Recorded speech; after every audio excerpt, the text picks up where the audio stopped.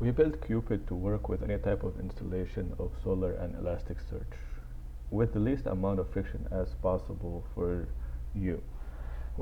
So if you have Solr Elasticsearch behind a firewall, VPN, or just locally, it should work, which is why we ask you to provide a URL instead of installing an agent on your servers. But unfortunately, even that has its limits.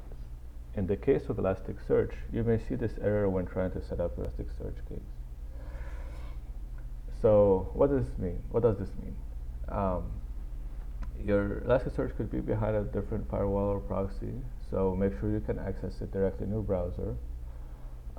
You may have Elasticsearch configured not to accept post requests, and we rely on that to make searches. Or the URL could be wrong, and you want to make sure that that is correct. I've discussed this issue in a previous video, so take a look at that there. In this video, I want to tackle the issue with CORS. As you may know, CORS is there to block requests from unpermitted domains for a security purpose. So what we need to do is enable it for our Elasticsearch instance to accept calls from Quepid. So let's take a look at the config file. I'm working with a local Elasticsearch instance, so I'm going to open up the config file, which in my case is available in etc Elasticsearch, elasticsearch.yaml. I'm going to jump to the end of the file, and we're going to uncomment these lines right here. So let's take a look at the regex that's in here. This is very simple and straightforward. What we're doing is we're allowing requests from Quepid.com and splainer.io.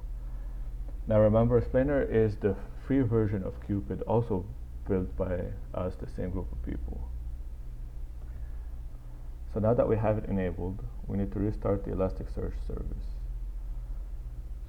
So first let me save the file, and then let's restart the service using, in my case, sudo service Elasticsearch restart. Great. Now that we have it enabled and the service is restarted, let's check back in Quepid and see if that worked. And it did. That's great. It works. So that was very easy. And I hope you can follow these instructions for your instance as well. Thank you for watching, and thank you for using Quepid.